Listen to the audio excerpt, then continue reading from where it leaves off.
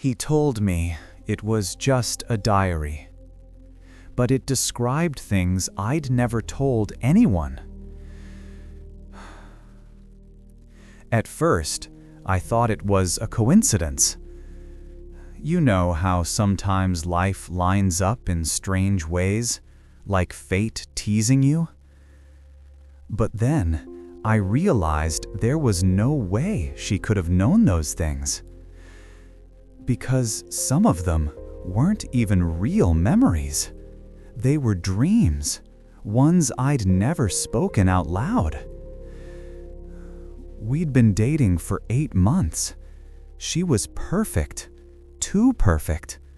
The kind of person who remembered how I took my coffee, who finished my sentences like we shared a mind. I used to joke, "You know me better than I know myself." She'd smile, that same small, quiet smile, and say, "Maybe that's true." At the time, I thought it was cute. Now, I'm not so sure. It started the night I stayed over at her apartment. She fell asleep early, and I couldn't sleep. Her place was too quiet. That's when I saw it. A small leather-bound book on her desk. It looked old, like the kind of thing you'd find in an antique store. The pages were uneven, and the cover had my initials carved faintly into it. My initials. I thought maybe it was a gift, something she was working on. But when I opened it, the first page had today's date, and written underneath was a line that froze me. I flipped the page. There were more entries, each one written in her small, perfect handwriting, each one describing my day in detail. What I ate, what I wore, what I thought, even what I dreamed about. The first entry mentioned a dream I had a week ago about standing in an endless field with someone whispering my name from behind. I'd never told anyone that dream. Not her, not anyone. And yet, it was there, word for word. I read for hours. Every page felt like peeling back my own mind. Sometimes she'd write things like, "He doesn't remember what happened when he was 6. He still hears it when he's alone. He still thinks it was only a dream." I didn't even know what that meant. 6? What happened when I was 6? When she woke up and found me reading it, she didn't scream. She didn't even flinch. She just stood there, watching me. And then she said, very softly, "You weren't supposed to read that yet." I asked her what the hell it was. She didn't answer. She walked up, took the book from my hands, and whispered, "It's not mine." That's when I noticed there was no author's name, no signature, just an embossed mark on the last page, the same shape of a scar I have on my arm. I'd never told her about that scar. I left that night, didn't answer her calls, didn't text, but when I got home, there was a small package on my doorstep. Inside was the same leather journal and a note.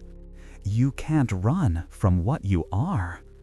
The next pages were blank, so I thought maybe it was a cruel prank. I burned it, sat in my kitchen and watched it turn to ash. But when I woke up the next morning, the book was back on my nightstand, unburned, unmarked, and there was a new entry. He tried to destroy it again. Again. That word, it hit me harder than anything else. How many times had I done this before? I started flipping back, searching for an explanation. Near the middle, I found a section that looked older, written in a different hand, rougher, darker. It said, Subject 47's memory resets every 128 days. The observer must maintain proximity. Observer.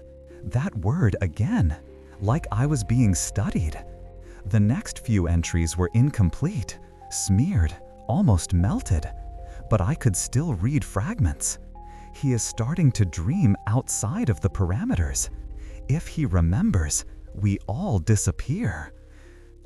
That's when the noise started, a low hum in my ears, like a machine far away. I remember dropping the book, covering my ears, but it wasn't coming from outside. It was inside my head. I must have blacked out. When I woke up, it was morning. The journal was gone, and she was sitting at my kitchen table, coffee steaming, smiling like nothing had happened.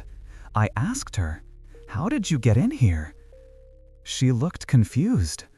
"Babe," she said, "I live here." I don't remember asking her to move in. I don't remember the last week at all. But her toothbrush was in the bathroom, her clothes were in my closet, and the mark on her wrist, the same as mine, was glowing faintly under the light. That night, I couldn't sleep. I dreamed again. The same endless field, the same whisper behind me. Only this time, I turned around, and she was there, smiling. She said, "It's almost time to remember." When I woke up, the journal was on my chest. The last page was open. It said, "Today, he will understand." I ran to her room, but she was gone. The window was open, and outside, I could hear that same low hum growing louder. The lights flickered. My reflection in the mirror shifted. For a second, it wasn't me. Same face, but different eyes. Calm, cold, observing, observing. I smashed the mirror, and behind it, I found another copy of the journal, hundreds of them, stacked neatly in the wall. Each one burned at the edges, each one ending the same way. He never makes it past this point. I don't know what's real anymore. If you're hearing this, if you find a book with your name in it, don't read it. Don't. Because once you know, you can't go back. And when you start to remember, they start to watch you again. She didn't fall in love with me. She was sent to watch me.